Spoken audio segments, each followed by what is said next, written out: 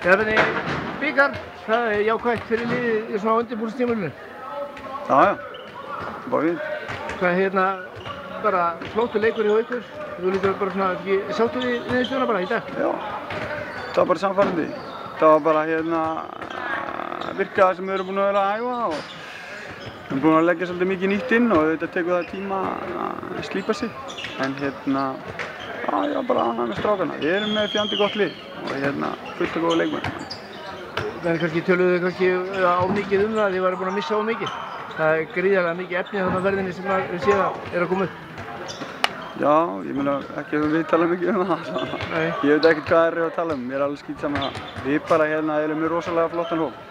Bara virkilega góða leikmenn sem eru búin að sanna sig. Svo erum við flotta unga leikmenn og við erum bara með fullt af leikmenn sem við getum notað. Hvað eins og þið teka nýjan hluti inn, þú taka við liðinu náttúrulega í sumar. Já, mikið af svona ný áherslu sem þú ert að leggja á. Já, það er margt nýtt. Hvað er það helst?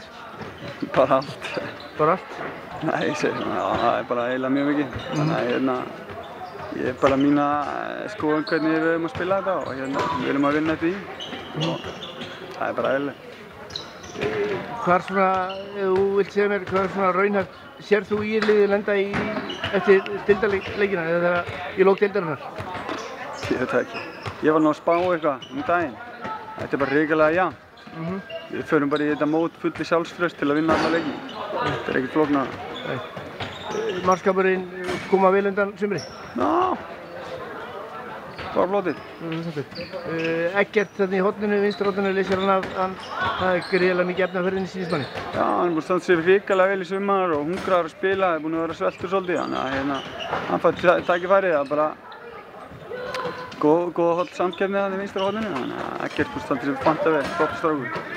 Einhver svona meiðsli sem þú sér fyrir þér að komið til að hrjá liðið í fyrsta leik? Já, við erum að glíma eitthvað svona og erum búin að vera að glíma eitthvað smáttri og veikindi og eitthvað svona og þannig að það er bara ekkert alveg ljóst sko, en ekkert svona þannig svakalega alvarlegt, en við erum ekki alveg með tíman á því. En ekkert sem hrjáir okkur neitt, við erum með stóran hóp og nógu leikmönnum.